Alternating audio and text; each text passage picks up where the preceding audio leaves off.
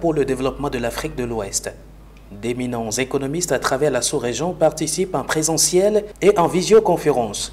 Pour ce premier jour, on note entre autres l'intervention à distance d'Ousmane Sonko du Sénégal, Cellou Dalein Diallo de la Guinée et plusieurs autres panélistes. Tous n'ont pas toujours la même vision des choses, mais proposent quand même des voies et moyens pour atteindre une monnaie stable et sécurisée de la sous-région. Blâmer la seule monnaie pour un développement lent est exagéré.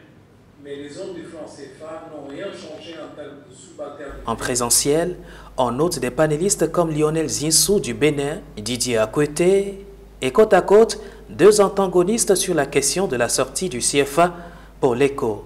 L'économiste Michel Nadim Khalif, défenseur du CFA, et le professeur Kakonou Bokpo, le chantre de l'ECO-CEDEAO. Le ténor d'ailleurs de ce colloque, celui-ci tient fermement à un avenir de l'ECO-CEDEAO.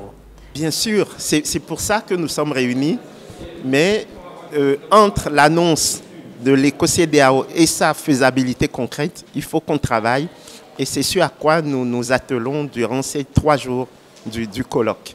Donc tous les points seront abordés. Et nous espérons qu'à la fin de ce colloque, nous pourrons produire une feuille de route à soumettre aux chefs d'État afin de les aider à prendre les meilleures décisions. Sorti du CFA pour l'ECO, ce n'est quand même pas le point de vue de son voisin, Nadim Khalif.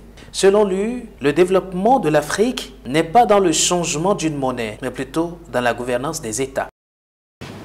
Donc ce n'est pas en changeant le sang qu'on n'aura plus de cholestérol ni de diabète. Soigner les organes qui sont auteurs de ces maladies. Et les organes qui sont auteurs de ces maladies, c'est le gouvernement en place dans chaque pays.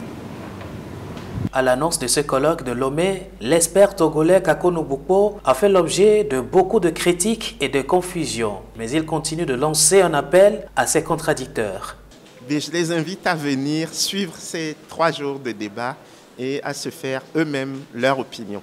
Ce colloque reste, selon les initiateurs, un départ pour des réflexions sur la monnaie qui devra réellement incarner l'accroissement de la sous-région sur tous les plans. Différents sujets sont d'ailleurs touchés au cours de ces 3 jours de travaux. Un débat universitaire qui devra donc